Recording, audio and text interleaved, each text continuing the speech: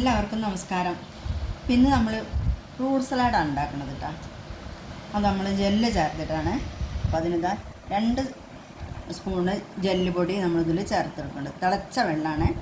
ഇതിൽ നന്നായിട്ടൊന്ന് മിക്സ് ചെയ്ത്, സ്ട്രോബെറീൻ്റെ ജെല്ലാണ്. ഇത് നമുക്ക് തിളപ്പിച്ച വെള്ളത്തിൽ മിക്സ് ചെയ്ത് തണുപ്പിച്ചെടുക്കാം. അപ്പോൾ ഇതിന് നമ്മൾ 1.5 കപ്പ് പാലെടുത്തിട്ടുണ്ട്. അതുപോലെ തന്നെ ഇതിലേക്ക് ഒരു 3 സ്പൂണ് പഞ്ചസാര ചേർത്ത് നമുക്കിതൊന്ന് തിളപ്പിക്കാം.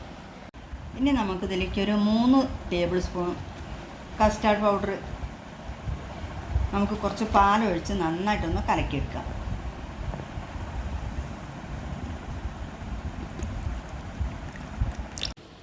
അപ്പോൾ നമ്മൾ പാല് നന്നായിട്ട് തിളച്ചിട്ടുണ്ട്. ഇനി ഇതിലേക്ക് നമ്മൾ നേരത്തെ മിക്സ് ചെയ്ത് വെച്ച് നന്നായിട്ട് കട്ടയൊക്കെ നന്നായിട്ട് മിക്സ് ചെയ്തെടുക്കാം. ഇതിലേക്ക് ഒഴിച്ചു കൊടുക്കും കസ്റ്റാർഡ്.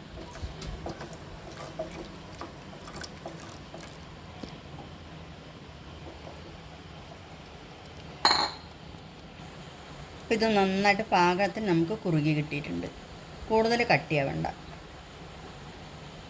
അപ്പോൾ നമ്മൾ 1.5 കപ്പ് പാലാണ് എടുത്തിട്ടുള്ളത്. അതിലേക്ക് 3 ടേബിൾ സ്പൂൺ കസ്റ്റാർഡ് പൗഡർ നല്ല പാകമായിട്ട് നമുക്ക് കിട്ടിയിട്ടുണ്ട്.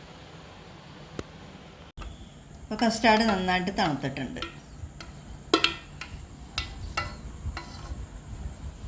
ഇതിലേക്ക് നമ്മൾ ഞാലിപ്പൂവൻ പഴമാണ്. ഇനി നമുക്ക് മാങ്ങ ചേർത്ത് കൊടുക്കാം. അത് വിജയെടുത്തോ. ഇനി നമ്മൾ ആപ്പിളാണ് ചേർത്തിട്ടുള്ളത്. നമ്മളെ കയ്യിലുള്ള ഫ്രൂട്ട്സൊക്കെ നമുക്കിത് ചേർത്ത് കൊടുക്കാം. ഇനി ഇതാ നമ്മൾ കുറച്ച് ചക്കയാണ്, നല്ല പഴുത്ത ചക്കയാണ്.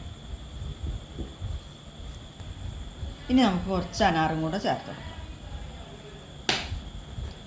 ഇനി നമ്മളെ ഫ്രൂട്ട്സ് എല്ലാം നന്നായിട്ടൊന്ന് മിക്സ് ചെയ്യാം.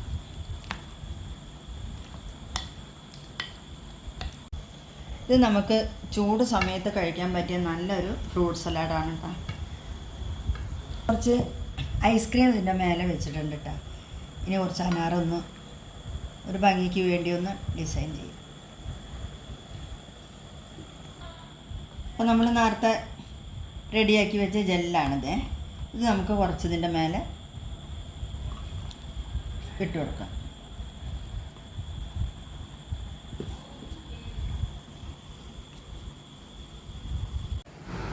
നമ്മുടെ വീഡിയോ എല്ലാവർക്കും ഇഷ്ടമായ സബ്സ്ക്രൈബ് ചെയ്യണം, ബെല്ലൈക്കൺ പ്രസ് ചെയ്യണം. നമ്മുടെ വീഡിയോ എല്ലാവർക്കും ഷെയർ ചെയ്യണം.